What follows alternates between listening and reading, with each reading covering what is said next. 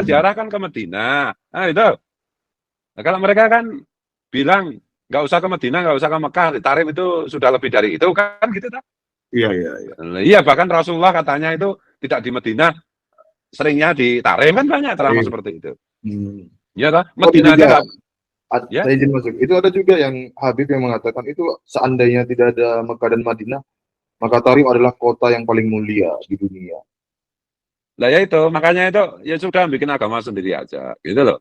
Kalau bikin agama sendiri ya kita nggak usah ngoreksi nasabnya gimana, namanya juga agama, kita nggak ngurusin kan gitu. Iya, Tapi mereka ngaku Islam, ngaku Sunni, ngaku NU gitu loh. Iya. Nah masalahnya gini loh Mas Rifki, mereka itu sebagaimana ajaran Dajjal kan matanya satu, jadi melihat kebenaran itu setengah. Talbisul haq bil batil, mencampurkan yang benar dan yang sesat. Nah mereka itu kan pandai sekali membuat oplosan kebenaran dengan oplosan kesesatan. Sehingga masyarakat awam siap lawan kezaliman. Kurang keras, siap lawan kezaliman. Siap lawan kemungkaran. Siap lawan kezaliman. Dari manapun datangnya kezaliman, siap lawan. Siap lawan pengkhianat bangsa. Siap lawan koruptor. Saya udah gak peduli, Beb. Bahar bin Smith udah gak peduli. Saya udah muak lihat ini negeri ini. Asing dipelihara, dibikin manja. Rakyat susah, rakyat menderita. Pengangguran makin banyak. Sembako naik. Pejabat enak-enakan. Semuanya bersatu bersama-sama kita membangun ini negara kesatuan Republik Indonesia. Saudara-saudara, betul? Betul. Terus kalau Habib Bahar gimana? Itu pertanyaannya. Kuncinya di situ. Nah, terus kalau Habib gimana, Habib? Bahar bin Smith. Bahar bin Smith akan selalu berada di pihak rakyat. Bahar bin Smith akan oposisi sampai mati dan melawan kebijakan-kebijakan presiden, siapapun presidennya. Kalau menyengsarakan rakyat akan saya lawan sampai titik darah penghabisan, saudara-saudara. Allahu Akbar. Allahu Akbar. Maka wajib untuk kita semua melawan kebijakan-kebijakan tersebut. Jangan berhenti sampai mati. Jangan mundur walaupun harus hancur, saudara-saudara. Siapa itu si Bahar itu kemarin ada video yang ngomong Indonesia itu apa itu karena keadaan begini dia itu bosan apa itu hidup di Indonesia karena penuh dengan ketidakadilan macam-macam. Lah ini untuk si Bahar itu ya. Ya kamu minggat aja dari Indonesia kalau bosan di Indonesia. Bukan hanya kamu yang bosan di Indonesia, orang Indonesia itu semua bosan sama lihat wajah kamu, itu masalahnya. Tidak hanya wajah Bahar, wajah yang lain juga.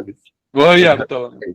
Itu juga ada itu Habib yang berceramah di Tarim mengatakan, ceramahnya di Tarim ya, mengatakan bahwa di Indonesia itu penuh fitnah, Tarim ini penuh berkah begitu. Ya kalau seperti itu ya pindah saja dari Indonesia ke Tarim, gitu. Jangan ragu-ragu. Kalau ingin membahagiakan rakyat Indonesia, nah salah satu caranya adalah pindahlah kembalilah ke Tarim. Betul, ke Tarim kan di sana hujannya kan susu. Ya kan? Iya, toten grundul. Terus kalau ke Tarim itu kan otomatis jadi wali, Gus. Betul. Kalau nanti kalau berak itu Mas, gitu. Mas. Itu juga ada itu umroh Tarim Hadramaut itu. Nah makanya saya bilang, Habib itu kalau dibilang Islam ya sulit gitu loh. Ya itu agama baru, umrohnya ke Tarim. Terus tawafnya kan di makamnya si siapa itu pakai muqaddam itu, ya. Ya, kalau kita umroh itu kan ke Mekah, ya. Kalau kita ziarah kan ke Medina, nah itu. Nah, kalau mereka kan bilang nggak usah ke Medina, nggak usah ke Mekah, Tarim itu sudah lebih dari itu kan gitu tak? Iya. Iya bahkan Rasulullah katanya itu tidak di Medina, seringnya di Tarim kan banyak ceramah seperti itu. Iya tak? Medina aja. Saya izin masuk. Itu ada juga yang Habib yang mengatakan itu seandainya tidak ada Mekah dan Madinah, maka Tarim adalah kota yang paling mulia di dunia. Lah ya itu, makanya itu ya sudah bikin agama sendiri aja, gitu loh. Kalau bikin agama sendiri ya kita nggak usah ngoreksi nasabnya gimana, namanya juga agama, kita nggak ngurusin kan gitu. Iya, tapi mereka ngaku Islam, ngaku Sunni, ngaku NU gitu loh. Nah masalahnya gini loh Mas Rifki, mereka itu sebagaimana ajaran Dajjal kan matanya satu, jadi melihat kebenaran itu setengah. Talbisul haq bil batil, mencampurkan yang benar dan yang sesat.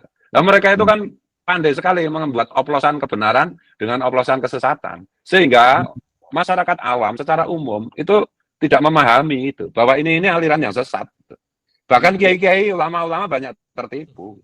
Nah, kiai ulama yang tahu, yang tidak tertipu, nah itu pengecut. Masalahnya kan gitu. Ya, jadi kan si malakama ini. Iya. Kiai yang paham bahwa ini ajaran Habib itu adalah talbisul haq bil batil. Apa itu perwujudan dari ajaran Dajjal, yang tahu dan berani itu sedikit ngomong gitu. Yang berani ngomong sedikit. Kebanyakannya mencari aman. Kebanyakannya pengecut. Gitu. Nah, pertanyaannya begini.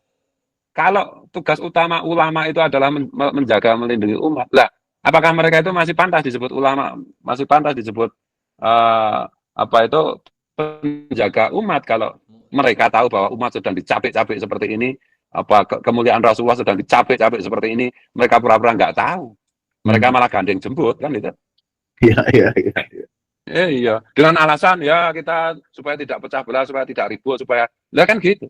Iya. Nah, kalau ulama-ulama pengecut dari ini yang punya banyak apologi seperti itu, seandainya hidup di zaman Rasulullah pasti itu golongan orang yang tidak pernah mau ikut perang, misalnya diajak perang ke Badar, ya jangan nanti malah ada korban, ya ini kan kita lagi panen, kayak gitu kan, ya pasti gitu lah.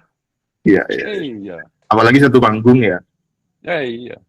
Makanya itu para kiai, para ulama, para tuan guru yang masih membela Habib, tak kasih tahu ya, Rasulullah pernah memperingatkan loh, apa itu?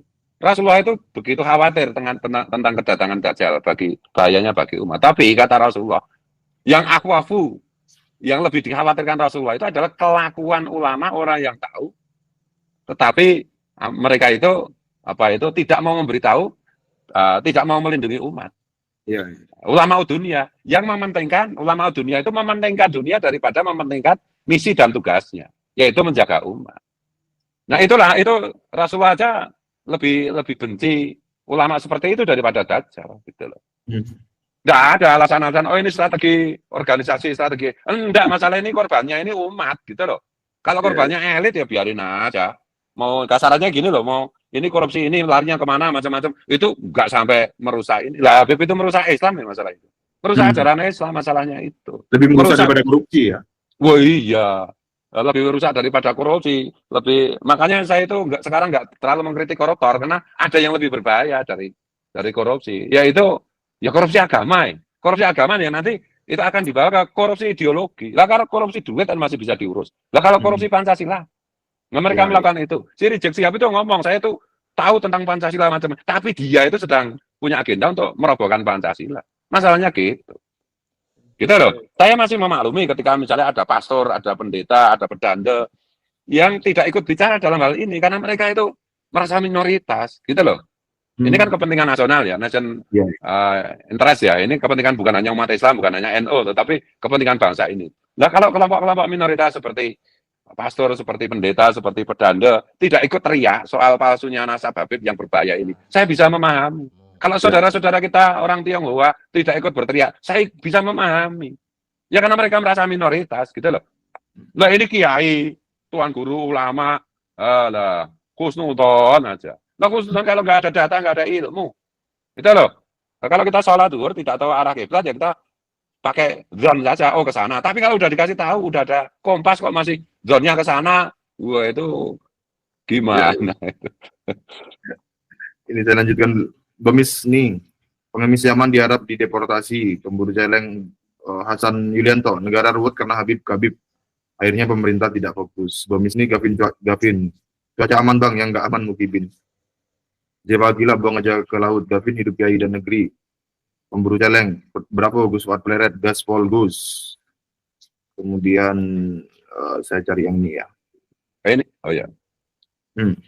Ini ada yang komentar, ya gimana? Gimana Gus? Monggo. Ada yang komentar UAS ya Tarim. UAS saja itu menjadi hilang akalnya ketika menjadi pemimpin mereka itu. Lah UAS itu kan harusnya pinter, ya tak? Masa dia bilang Tarim itu nggak diaspal, karena menghormati bekas telapak kaki para wali. Lu kan gila toh. Lah Tarim itu nggak banyak yang nggak diaspal, jalannya berdebu, ya karena kere kan gitu toh.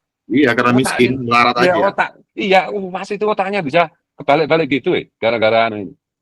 Ya, bayangkan kalau orang masuk Ustaz Hadi Hidayat kan? Iya betul. Solihin, hukumannya masukin karung kasih batu ceburin ke tengah laut. Papi-papi alhamdulillah pasal mati ini Habib udah keluar. Abdurrahman Muzamil yang mengaku zuriat Nabi dan ternyata palsu maka monggo disuruh taubat. Tapi kalau nggak mau ya monggo diberlakukan hukum yang ada. Badrus Salim, agenda besar bangsa Kolim dalam kurung Uni Eropa dan Barat berusaha mengubah ideologi NKRI Pancasila menjadi negara berideologi syariat Islam dengan tujuan Indonesia Timur dalam kurung Papua lepas. Ini betul orang Amerika yang bikin kartun Nabi dihukum mati. Itu ada presiden hukumnya. Nah, itu tadi itu yang soal syariat Islam itu ya.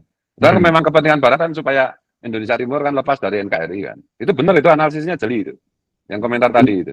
Indonesia Timur. Ya, supaya Indonesia Timur lepas kan gitu. Itu analisis yang tinggi. Makanya itu melawan Habib itu sama dengan menjaga NKRI. Meskipun ada Habib tua kayak yang sudah nggak disukai tapi masih carmuk terus itu teriak-teriak NKRI omong kosong. Iya. Itu. Di depan NKRI, di belakang membunuh NKRI. Betul. Paku Bumi, gimana sih Yai Fuad caranya dari Mukibin? Gimana Gus? Caranya jadi muhibin ya? Enggak apa? Cara nyadarin Mukibin. Ya didoakan saja, didoakan dan kita terus-menerus teriak dan terus-menerus bersuara dan terus-menerus bagikan tautan kita ke muhibin itu. Ya. Biar mereka kan reaksi pertama kan marah. Kalau marah itu mereka marah benar-benar marah gitu. Mereka menjadi chaos. Itu kadang-kadang otaknya yang kemarin sarafnya itu putus itu bisa nyambung lagi. Nah kalau udah nyambung kan normal. Seven An katanya garis lurus jalur laki-laki Ba'alawi kok plat G ya, plat G katel ya. Zaheri setuju hukum mati. Pemisni jejak kaki Al-Mukarram Wali Ulo bin Hadramaut. Mas Lanlan gak usah dihukum mati, masukin di kandang macan saja, kalau nggak mulutnya dikasih mercot saja. Kemudian Edi Tuhenai sangat layak dihukum mati bagi penista Nabi Muhammad SAW. Apalagi perbuatan kejahatannya dilakukan secara berkelompok, terstruktur, sistematis dan masif. TSM sangat layak dihukum mati. Papi-papi, setan kalah Gus, Habib lebih setan dari setan itu sendiri. Iblis bapak setan aja gak berani bohong pakai atas nama Rasulullah SAW. Olah sableng lah omon-omon bar kasus Andi Arifin aja belum dipenjara, Fred katanya. Nah itu kalau kasus itu ya monggo berjalan. Siapa? Omon-omon ini kan untuk penyadaran kan. Yang belum diproses apa? Bahar kasus Bahar dengan Adi Arifin yang di mana itu di Jawa Barat apa ya? Itu kan, BNPT sendiri kan bilang di kepolisian itu kan yang terpapar radikalisme itu kan lumayan itu berapa persen, 5% atau berapa kan itu tuh. Nah makanya polisi-polisi itu kadang-kadang itu ya bersikap aneh gitu terhadap ini. Kepada saudara-saudara kita yang membela Pancasila, Bhinneka Tunggal Ika, NKRI, itu mereka tidak memberi ruang, maksudnya itu menghambat gitu. Tetapi kalau dengan Habib yang jelas-jelas merusak Pancasila, mereka kasih ruang. Nah ini kan ada menurut BNPT kan terpapar memang. Nah oleh karena itu soal apa ini perjuangan ini menjaga Pancasila, Bhinneka Tunggal Ika, NKRI dan Undang-Undang Dasar 45 itu harus integral di dalam segala segi kehidupan gitu loh. Omong kosong kalau kita mengatakan kita anti Habib tapi masih satu panggung dengan Habib, masih satu majelis dengan Habib. Omong kosong kita mengatakan pro NKRI, pro Pancasila, tetapi di pilkada kita masih mentolerir calon bupati, calon gubernur yang didukung oleh Habib. Nah makanya berkali-kali saya teriak bahwa di dalam pilkada pun kita harus bersikap tegas, siapa saja calon yang kandidat yang dekat dengan Habib, yang didukung oleh Habib, itu harus diboikot. Itu loh. Makanya kemarin Ridwan Kamil didukung oleh Habib dan ulama. Saya bilang boikot. Nggak peduli koalisi apapun. Karena bagi saya, koalisi macam-macam itu, kalau tidak menomorsatukan Pancasila, Bhinneka Tunggal Ika, NKRI, dan Undang-Undang Dasar 45, sikat. Gitu loh. Ini hak rakyat gitu. Jadi sekali lagi, jangan dianggap dikatut-katut kayak itu apa? Dikait-kaitkan antara pilkada dengan soal Habib. Enggak harus dikaitkan. Gitu loh. Harus dikaitkan. Itu siapa saja calon bupati, calon wali kota, calon gubernur yang terafiliasi dengan Habib jangan pernah didukung, boikot. Kalau enggak, nanti kalau mereka jadi gubernur, jadi bupati, jadi wali kota, yaitu mereka dikendalikan oleh para Habib. Dan itu merusak Pancasila. Gitu loh. Harus tegas ini gerakan politik. Partai pun kalau masih gandeng jemput dengan Habib, jauhi, gitu loh. Iya, nggak peduli siapapun Iya, kita, iya. anu apa itu, siapapun mereka. Karena melawan Pancasila itu mengkhianati negara. Iya, iya. Iya. Monggo Mas Rifki. Arti- artinya kan politikus-politikus atau calon-calon pemimpin itu yang berafiliasi dengan Habib itu kan dapat sebagai mendukung gerakan klan Habib Bali, mendukung kejahatan-kejahatan klan Habib Bali, begitu. Iya, betul. Nah, termasuk ulama-ulama yang masih gandeng jemput dengan Habib, jauhi. Gitu. Kalau tidak begitu, tidak selesai-selesai. Kalau tidak begitu, berarti kita itu tidak benar-benar bela Pancasila. Makanya sudah setahun lebih kan di pondok saya itu, di pintu pagarnya kan saya tulis Habib dan budaknya dilarang masuk. Saya ngetes Saya tidak jaringan. mau. Iya, ini bagus kok jaringannya. Saya tidak mau Iya. ada Habib di majelis saya, gitu loh. Sampai mereka itu mengaku salah, mengaku bukan keturunan Nabi, berhenti mengajarkan ajaran-ajaran dari leluhur mereka yang berbahaya bagi paham kebangsaan kita, yang merusak Islam. Gitu loh. Masa sama setan satu majelis, nggak peduli, mau khol mau apapun, majelis di situ memberi tempat kepada Habib yang ngaku sebagai keturunan Nabi, harus kita boikot. Wajib hukumnya kita boikot. Karena majelis-majelis seperti itu tidak mendapat rahmat Allah, tapi laknatullah. Gitu loh. Iya. Ya tidak percaya dibuktikan saja nanti. Ya, kalau Mas Rifki mengamati kan omongan saya itu yang terkesan ngawur dan brutal ini kan ya 95% kan terbukti kan. Ya butuh waktu 2-3 tahun lah. Ya loh. Ibu-ibu yang demo itu sisa-sisa HTI. Iskandar Fam, Yaman sampai sekarang jadi negara terkorup dan negara termiskin. Kemudian Angga Bayu Pamungkas wes prihatin banget mendeleng bangsa iki. Sejak Pak Harto turun, kerusakan moral makin menjadi-jadi. Nah mereka itu kan Fam, menumpangi atau ya menjadi penumpang gelap demokrasi, penumpang gelap reformasi. Makanya tadi ada yang komentar zaman Pak Harto nggak berani kan mereka begitu. Nah, artinya itu kita jangan atas nama demokrasi, kita jangan atas nama kemanusiaan dan lain-lain untuk melawan mereka, karena mereka itu adalah musuh kemanusiaan, gitu loh. Karena mereka itu adalah musuh demokrasi, gitu loh. Jangan demokratis, nggak bisa begitu. Jangan kayak Rocky Gerung itu otaknya soplak juga itu lama-lama itu teman satu itu. Ya gunakan kecerdasannya, pengetahuannya tentang filsafat untuk membela kelompok yang berbahaya untuk demokrasi kan itu.